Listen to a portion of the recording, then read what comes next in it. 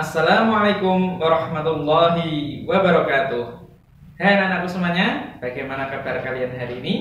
Semoga sehat selalu dan senantiasa diberikan kesehatan, keselamatan oleh Allah Subhanahu wa Ta'ala.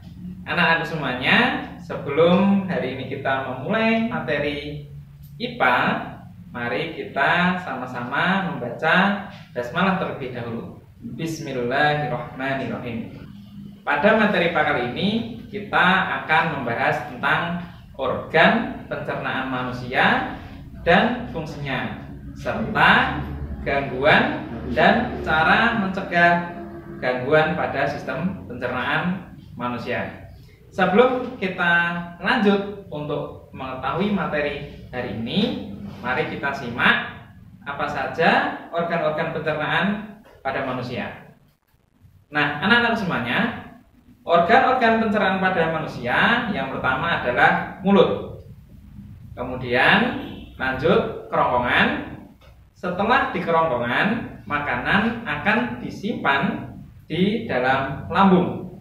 Nah, di dalam lambung terdapat enzim-enzim pencernaan yang dapat mencerna makanan agar lebih mudah untuk diserap. Organ selanjutnya adalah organ hati. Organ hati berfungsi untuk menetralisir racun yang ada di makanan agar tidak terserap ke dalam tubuh kita. Selanjutnya adalah usus halus.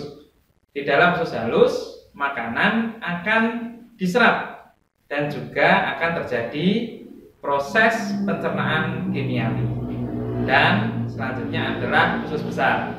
Di dalam usus besar terjadi banyak proses penyerapan dan proses pembusukan agar lebih mudah untuk kita mengeluarkan dalam bentuk feses. Dan yang terakhir adalah anus. Anus jelas berfungsi sebagai jalan keluar feses atau kotoran yang ada di dalam tubuh kita. Untuk lebih jelasnya, mari kita simak penjelasan atau uraian berikut ini. Fungsi organ sistem pencernaan pada manusia yang pertama adalah mulut. Mulut berfungsi untuk mengunyah makanan menjadi lebih halus. Makanan mengalami proses pencernaan secara kimia menggunakan enzim dan secara mekanik menggunakan gigi dan lidah. Sedangkan tenggorokan atau kerongkongan berperan dalam mengantarkan makanan yang sudah dikunyah. Gerakan kerongkongan untuk mendorong makanan ke lambung disebut dengan gerak peristaltik. Fungsi organ sistem pencernaan selanjutnya yakni adalah lambung.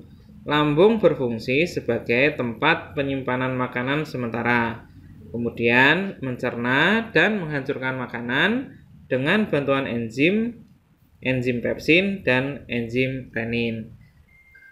Usus halus membantu proses pencernaan makanan secara kimiawi melalui enzim-enzim yang dihasilkan oleh dinding usus. Usus halus juga berperan dalam proses penyerapan nutrisi. Fungsi organ sistem pencernaan manusia selanjutnya adalah usus besar. Berfungsi menyerap nutrisi yang tidak dapat diserap oleh usus halus, membuang air dan garam yang tidak dapat dicerna, dan membentuk limbah padatan yang dapat dikeluarkan oleh organ pencernaan. Yang terakhir adalah anus. Anus berfungsi untuk proses defekasi feses dan mengatur keluarnya feses. Defekasi feses yaitu adalah proses untuk mengeluarkan limbah berupa padatan dari dalam organ pencernaan manusia. Anak-anakku semuanya, selanjutnya adalah gangguan pada sistem pencernaan. Gangguan pada sistem pencernaan yang pertama adalah apendisitis atau yang kita sebut dengan usus buntu, berupa peradangan pada usus buntu akibat dari tersumbatnya pangkal usus buntu oleh benda asing. Yang kedua adalah diare. Diare disebabkan oleh konsumsi makanan atau minuman yang terkontaminasi oleh bakteri atau virus. Gastritis atau peradangan pada lambung. Peradangan atau luka pada lambung disebabkan karena infeksi bakteri atau efek samping dari obat.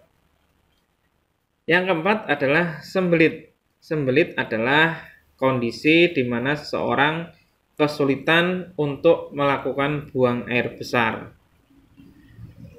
Mah disebabkan oleh luka yang terbuka dan terjadi di lapisan dalam lambung atau tukak lambung. Dapat disebabkan karena telat makan atau stres.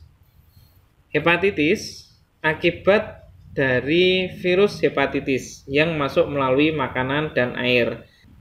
Nah, bagaimana kita cara mencegah gangguan pada sistem pencernaan? Yang pertama adalah makan makanan yang bergizi. Makan makanan yang bergizi dapat meningkatkan daya tahan tubuh agar terjaga dengan baik. Yang kedua adalah makan yang teratur. Makan makanan yang teratur dapat menjaga organ pencernaan agar tetap bekerja secara maksimal, dapat menyebabkan luka pada lambung. Dan yang terakhir adalah hindari makan makanan atau minuman yang masam atau makan makanan yang terlalu pedas. Dapat menyebabkan peradangan pada lambung dan memicu mah atau sakit lambung yang lainnya. Nah, anak-anak semuanya, bagaimana pelajaran hari ini? Mudah kan? Untuk lebih memperdalam ilmu kalian, silahkan kalian mengerjakan pengayaan yang ada di buku BPD. Nah, setelah itu kalian kerjakan aktivitas siswa untuk melengkapi kegiatan yang ada di buku. Anak-anak semuanya, semoga ilmunya bermanfaat. Ustaz cukupkan sekian. Assalamualaikum warahmatullahi wabarakatuh.